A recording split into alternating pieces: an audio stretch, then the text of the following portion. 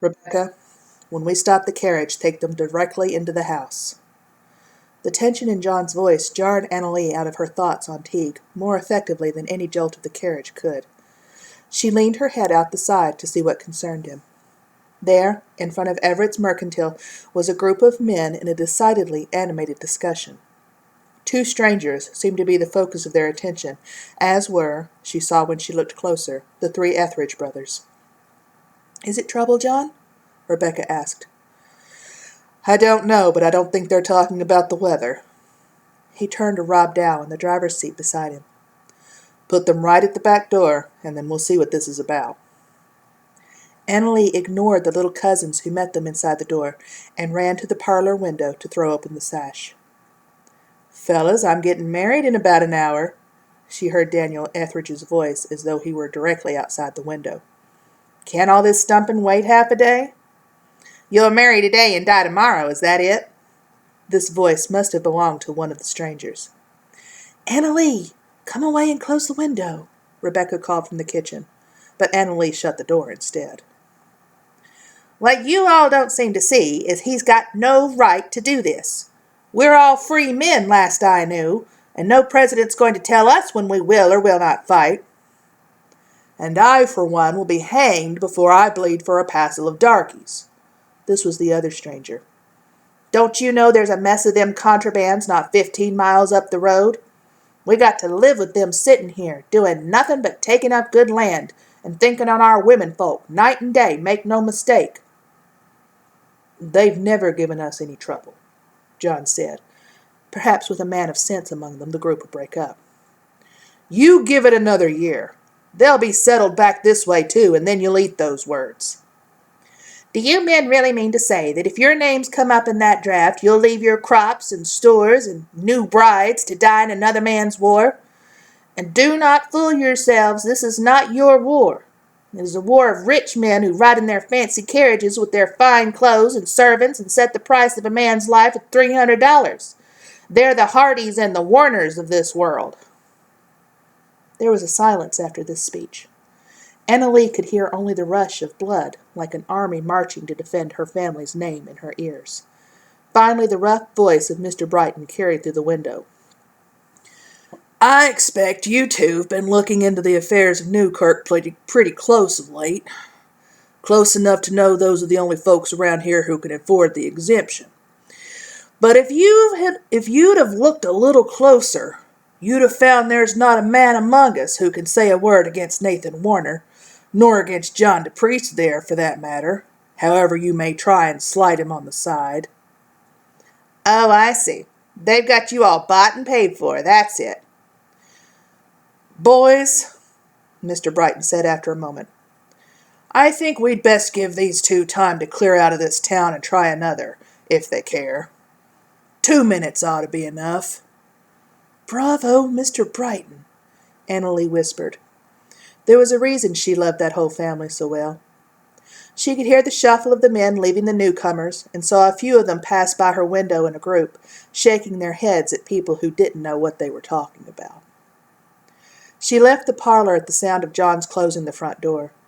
He was already in the kitchen when she arrived, standing at the window and looking out at the street with his arms folded in front of him. Rebecca sat at the table with Lucy and Mama, writing letters on Cousin Isaac's school slate for her daughter to try to emulate. "Just a couple of Vallandigham men, I expect, campaigning against the draft," John was explaining to them. "Of course, they chose the 4th of July to do it." "Seems to me that's the worst day to do it. Everyone is so patriotic," Annalee said. "Everyone is high-spirited, rather. And an excited man is more apt to fervor, both patriotic and unpatriotic." Annalee started at a sharp noise outside. "What was that?" John finally turned from the window. "The Brighton boys have gotten hold of some firecrackers and are lighting them in the street. As I said, high spirits." To further prove John's point, little Isaac slipped into the space between Rebecca's and Mama's chairs and tugged at the end of Lucy's hair before bolting out of the room. Rebecca made a grab at Lucy as she jumped from her lap, but the child was already in pursuit. Annalee watched Mama chase after them while Rebecca laughed at the trio, and then turned to John. He was leaning with his back against the window-sill in his customary nonchalant and self-assured way, but his eyes, gazing at Rebecca while she watched the chase, held such doubt and worry. Indeed, his whole face was careworn. Now that she thought of it, he didn't look like himself any more. He looked like an old man. She swallowed at the further realization that when she had looked at her face in the mirror only that morning, she didn't look her 18 years. Thursday, 11th July, 1861. The men were given bayonets for the first time yesterday and are drilling with them again today. Ghastly things, bayonets, with great grooves along the sides for blood to run out. I'd never be able to stick a man with one of those things. This business of officers being equipped with no other protection than a sword has been bothering me for some while. I finally got myself to the city today and bought a pistol at an outlandish price. It might as well have been jewel-encrusted. Still, I don't want the enemy getting close enough for me to use my sword. I'd prefer not to have to use the pistol either, but it seems I'll have little choice. Washington is eager for action, as the entire camp has received orders to join with General McDowell within the week for his move into Virginia. The scant amount of time we have had to learn soldiering is apparently sufficient for Mr. Lincoln. One might suspect he is secretly rooting for Southern victory. I cannot respect a man who will waste life so frivolously at the whim of a few overzealous newspapermen as he is about to do. I'm of the South. I know the Southern mentality, and they will fight like the devil to slaughter every one of us. God help me, but I gave my word to follow all orders for the next 3 months, and I shall honor it with my life if necessary. As it was in the beginning, so let it be now, that a man shall leave his father and mother, and cleave unto his wife, so they may be one flesh. Teague drummed his fingers on his knees, and barely kept himself from heaving a loud sigh. Always trust a preacher to drag out a wedding. How was it they all knew how to fluctuate their voices from a monotone to a whisper, and then to a yell at just the moment people started to get restful? Paul tells us in Ephesians that the husband and wife relationship is the same as that of Jesus and his church. Therefore, as the church is subject unto Christ, so let the wives be to their own husbands in everything. Coretta, if you are to enter into marriage, you must be prepared to submit your will to that of your husband, to help him in all things, but trusting his judgment in the end. Teague looked at Anna Lee in the pew in front of him. She was one who would never submit her will. She had pluck. Mr. Moore turned to Daniel. Husbands, love your wives, even as Christ also loved the church, and gave himself for it, that he might sanctify and cleanse it with the washing of water by the word, that he might present it to himself a glorious church, not having a spot or wrinkle or any such thing, but that it should be holy and without blemish. So ought men to love their wives as their own bodies.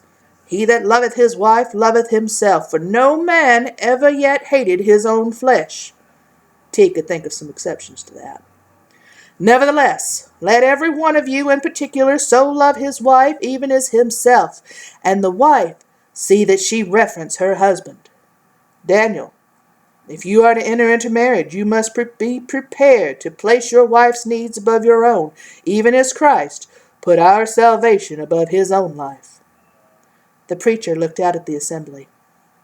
At this time I ask all of you to search your consciences. If anyone here has any objection to this marriage, let him speak now or forever hold his peace. There was a moment of restless shuffling. Everyone was probably wishing for Moore to get on with it, since even if they did have something to say, they were not about to make a spectacle of themselves here. Daniel? Coretta? Do either of you know any reason?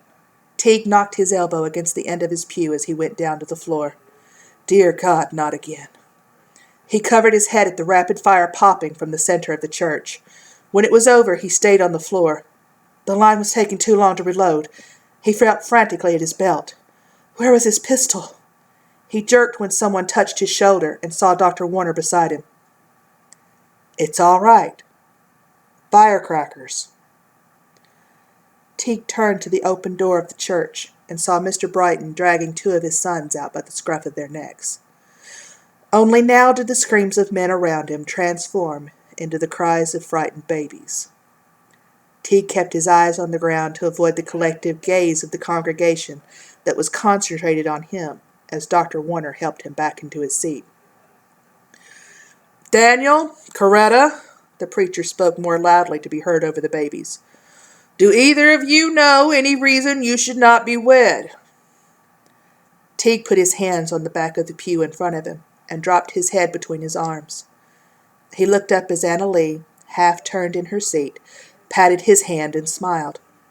She turned her head to watch the ceremony, but kept her hand on top of his for just a moment longer.